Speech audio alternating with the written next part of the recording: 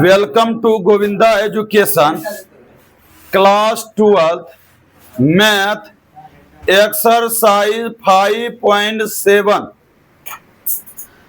10 number तक question हम बता चुके थे। आज जो बताएंगे 11 नंबर से बताएंगे। देख लेते हैं 11 नंबर क्वेश्चन क्या है।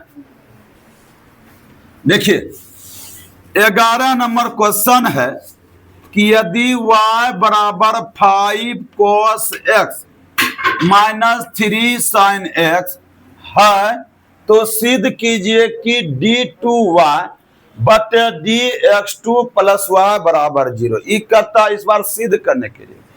क्या कहता है? कहीं कोई दिक्कत? इस टाइप का फर्स्ट क्वेश्चन आया है। सबसे पहले तो हम सोल्व लिख लेते हैं। क्या लिख लेते हैं बाबू?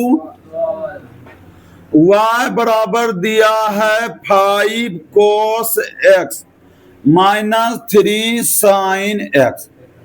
सुनिए, आपको सिद्ध करना है यह वाला। कहीं कोई दिक्कत बाबू? तो कैसे सिद्ध करेंगे इस पर ध्यान देना है।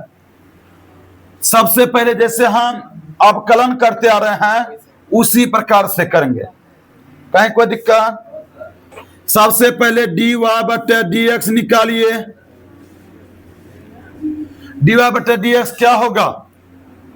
5 का औचर हो जाएगा। cos x का जानते हैं अवकलन क्या होता है? cos x का होता है माइनस साइन x। फिर -3 का तो नहीं होगा, -3 होगा। साइन x जानते हैं? cos x अवकलन हो जाएगा। कहीं कोई दिक्कत? नहीं दिक्कत। इसी को सजा के लिख लेते हैं। यह हो गया -5 sin x। ये दोनों गुना करेंगे और -3 cos x। आपका हो गया dy बटे। कहीं कोई दिक्कत? फिर दोबारा भी अवकलन करना है तो क्या करना है? दोबारा d2y बटे dx2। फिर -5 तो अचर है, -5 तो नहीं है, -5 का तो अवकलन नहीं होगा। और साइन x क्या हो जाता है? -3 तो अचर है और cos x का अवकलन क्या होता है?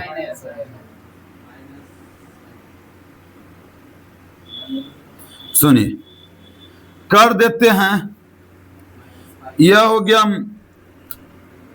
गया आपका -5 cos x minus 3 sin x।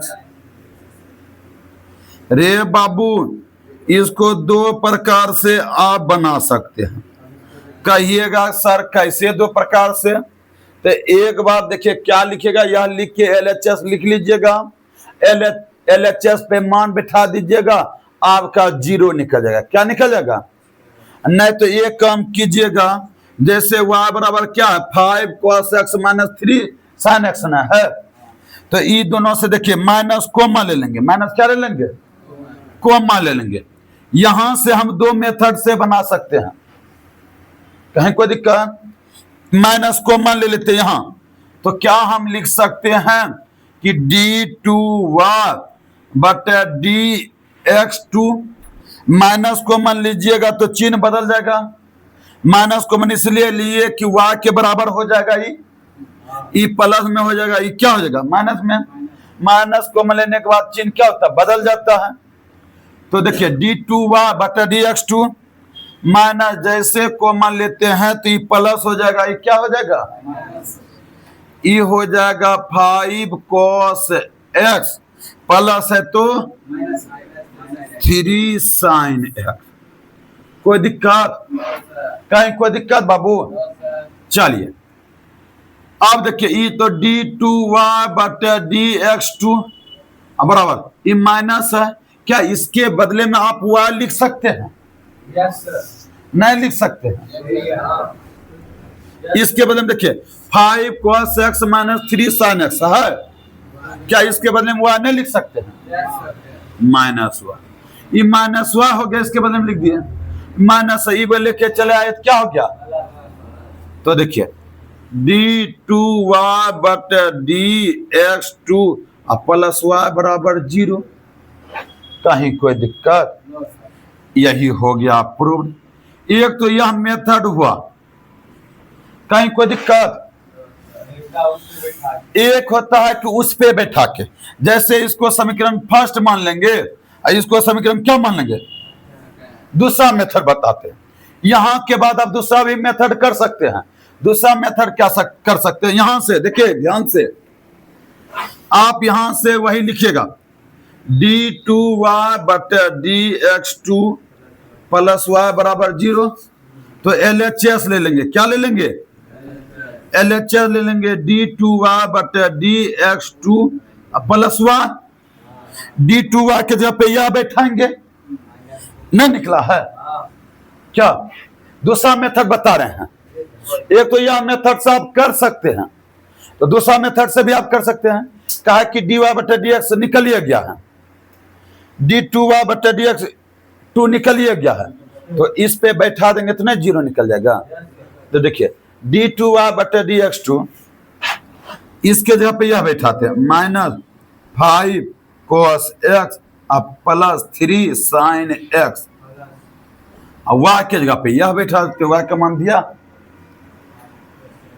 5 cos x minus 3 sin x। देखिए माइनस में प्लस में कट गया, बराबर 0। आप बताइए कि कौन सा मेथड आपको अच्छा लगा? यहां के बाद यह अच्छा लगा कि यहां के बाद यह अच्छा लगा? नहीं समझ में आया बाबू? प्रिंस, कौन मेथड आपको अच्छा लगा? नीचे वाला।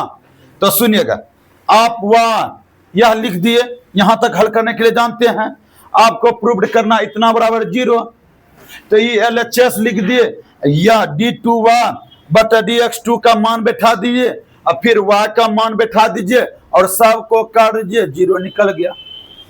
कहीं कोई दिक्कत? जिसको जो मेथड अच्छा लगे, सबसे पहले तो यहां से यहां तक उतारिएगा। आपको अगर यहां ई मेथड अच्छा लगा होगा तो यही मेथड उतार लीजिएगा, जिसको यह मेथड अच्छा लगा होगा यह मेथड उतार लीजिएगा। कहीं कोई दिक्कत बाबू? चलिए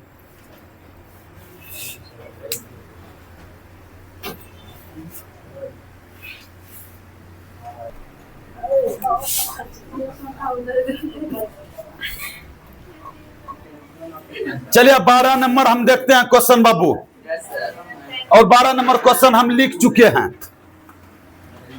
देखिए 12 नंबर क्या है क्वेश्चन? यदि y बराबर cos इनवर्स x है तो d2y बटे dx2 को केवल y के पदों में ज्ञात कीजिए। अब यह समझना है कि y के पदों में किसको कहते हैं। जैसे कि cos x है, इसको हम समझेंगे कि cos x के पदों में है। क्या किस पदों में है? जैसे कि cos t है, ये किस पदों में है?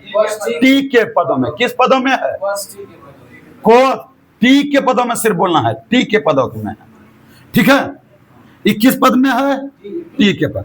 तो यहाँ क्वेश्चन है, देखिए y बराबर cos इनवर्स x है, ये कहता है d2y बटे dx2 जो है y के पदों में ज्ञात कीजिए।